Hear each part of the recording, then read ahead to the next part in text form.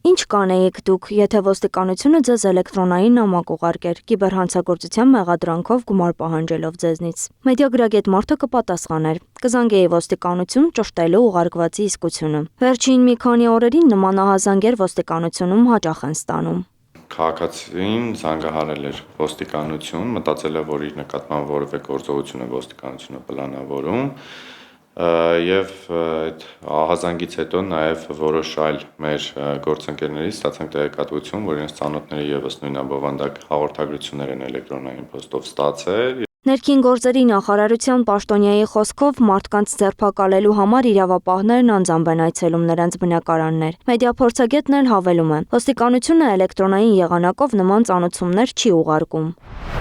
Միակ բացառությունը դա ճանապարհային ոստիկանությունն է, որ տուգանքներն է ուղարկում։ Այն էլ մարդ պետք է մտնի կայքի վրա, ոնց որ իր էլեկտրոնային փոստը ներմուծի, թույլտվություն տա, որ իրան այդ ձևով ուղարկվեն ծանոթությունները, այնպես որ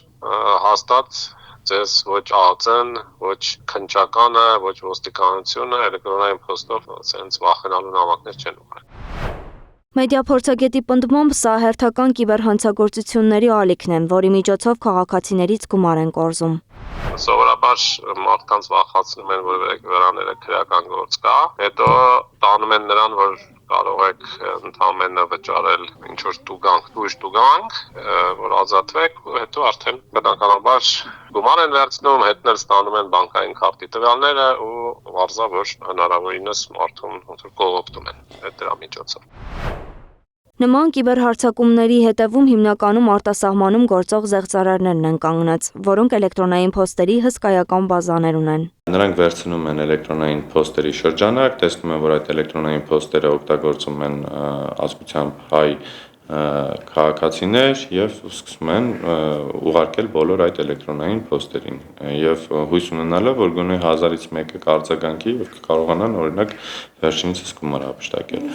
Այս օրերին տարածում է գտել նաև վերջին մի քանի ամիսներին աղմուկ բարձրացրած զեղծարարությունը։ Կիբերհանցագործները պաշտոնյաների անուններով կեղծ օգտահաշիվներ են բացում եւ սպառնալիքի միջոցով կրիպտոակտիվներ կորզում քաղաքացիներից։ Այդ հանցագործության դեպքերով ներկայումս լայնածավալ քննություն է իրականացվում, այսինքն գործերը գտնվում են նախաքննության փուլում, մենք իրավապահներս ունենք որոշակի շոշափելի արդյունքներ այդ հանցագործությունների բացահայտման աշխատանքներով, սակայն մանրամասները չեմ ցանկանում նշել, քանի որ